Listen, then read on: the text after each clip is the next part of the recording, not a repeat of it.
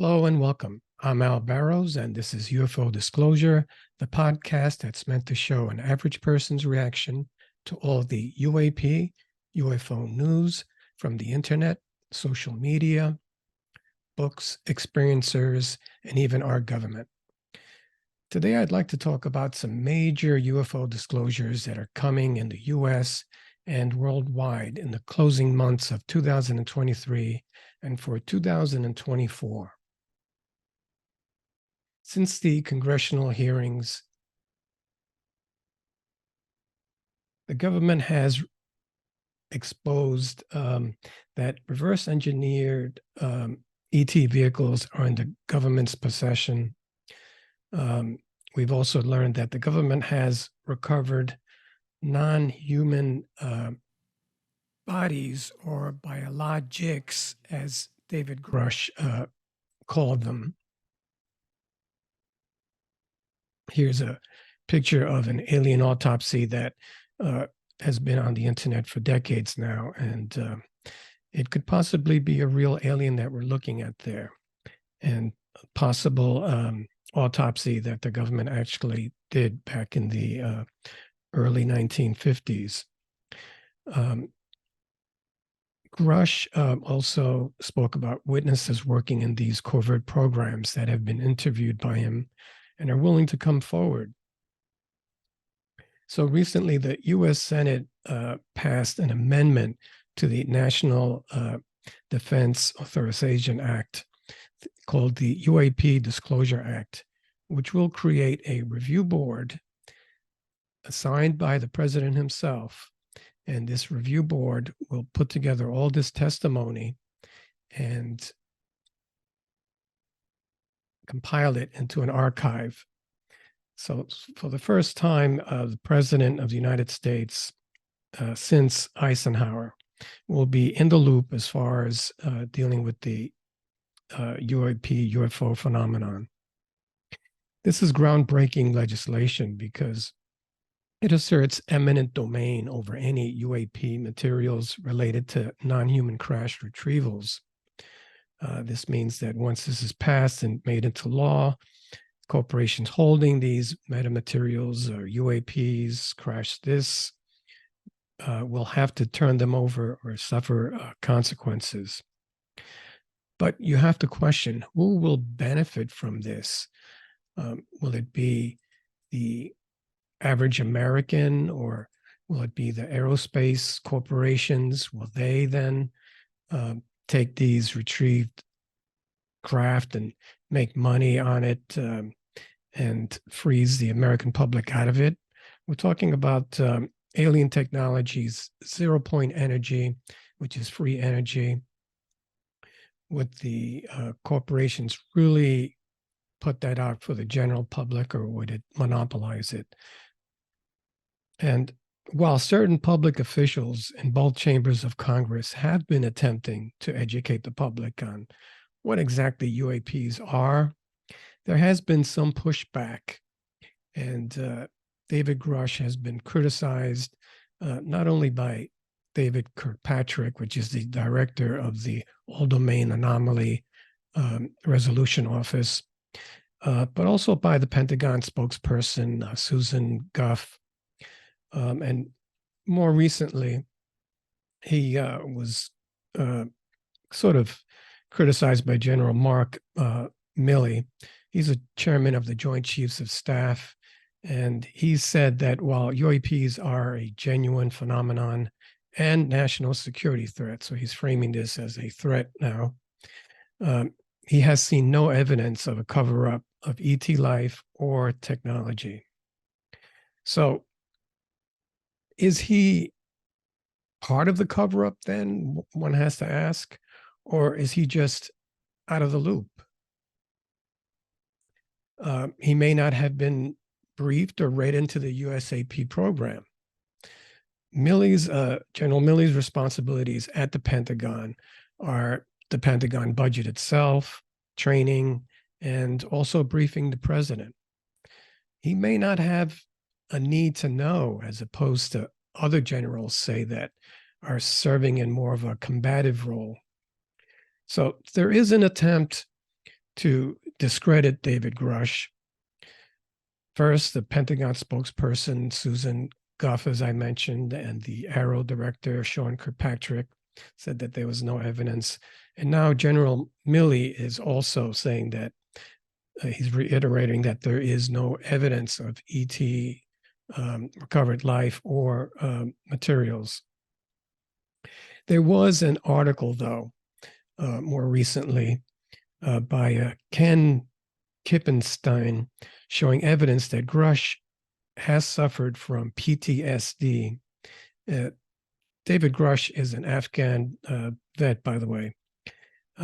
So Ken Klippenstein is showing evidence in his article that David Grusch suffered from PTSD and had 2 episodes back in 2014 and 2018 where police were called to his home. And there was some talk about substance abuse, alcoholism. This is all part of the campaign to discredit Grusch, of course. But in Grusch's defense, a very credible insider by the name of Michael Schellenberger, he's an investigative reporter, he corroborated Grusch's testimony. He has confirmed that between 12 to 30 UAPs have been retrieved in crashes and are being secretly studied by the government. So this shows that he has spoken to the 40 individuals that David Grusch mentioned, and the 40 individuals that are working on these highly classified programs that reverse engineer UAP craft are real. So recently there was a report, and it's been covered by a lot of major news platforms that aliens are attacking Peruvians in a small village. And some might see this as a false flag. Stephen Greer, in his paper, When Disclosure Serves Secrecy, he warned against false flags. And false flag is a military term where you fake an attack in order to create a narrative to your benefit. False flag possibly started back in February when the so-called balloons were floating over our country, and which is when things started to get stirred up and people were starting to become of the mindset that aliens are a national security threat. Now we have this story coming out of Peru that 7-foot-tall gray aliens have been attacking people in this small village since July the 11th. This has gotten a lot of attention on several news platforms, as I said. Researcher by the name of Timothy Albertini has studied alien phenomenon for years in Peru and says it is known to have covert UAP retrieval programs. So could this be another false flag event? Peru has been known to have a lot of ET activity, but Albertini thinks that these aliens are also related to the ones that visited the Las Vegas family in their backyard this past May. And if you saw my podcast that included that, it was a past current events. I did show a picture of that alien, and it did seem to be 7 or 8 foot tall. And it did seem to be a gray alien.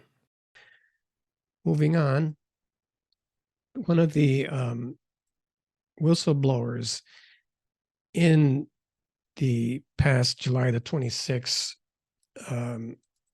subcommittee hearing, Ryan Graves, testified that when he was in his Super Hornet jet flying off the coast of Virginia, I believe it was, one of these cube-shaped objects in a sphere flew dangerously close and at high, tremendous speed between his Super Hornet and a plane in his squadron. This is a picture of what the cube looked like. It was a black or gray cube inside of a clear sphere. Don't know whether this is a UAP, a drone, or what have you. But he said that it moved at an incredible speed. And I'm showing this because there was a similar object drawn in a crop circle in England, in Suge Hill, SUGE, or Shudge, SHUGE, and Shudge Hill on August the 1st, 2007. That's when this crop circle appeared. And it is almost identical to the object that Ryan Graves reported during the subcommittee hearing that flew between his Super Hornet and a fellow Super Hornet plane in his squadron. These objects became so commonplace that they became part of the pre-flight briefings. And I looked up what this geometric form is, and it's something called a Metatron Cube, or Metatron's Cube. And it's one of the most revered structures in sacred geometry. It's known to be a conductor of divine energy. And this is also depicted on the crop circle found at Judge Hill in England back in August the 1st, 2007. That's why I think it's significant. And this is described to also be seen as the truth. This cube with a circle in it represents the truth because it looks the same from any angle or perspective. So is this an omen, a good thing to come, that Ryan Graves saw and reported this Metatron Cube? Is it the truth that's finally going to be coming out? If it is, it's a good omen, in my opinion. So I encourage everyone to keep looking for the truth, keep looking up at the sky. And I know that disclosure is coming. Big things will happen in 2024. I'm not sure who the president will be, whether it will be Robert Kennedy, Trump, or Biden. But they should have their hands full with that review board that's going to be going over all this classified information that's all coming out now. I thank all my audience for their attention, and blessings to all. My name is Al Barrows. This has been UFO Disclosure. Very short update on what's been going on since the July the 26th subcommittee hearings. Thank you.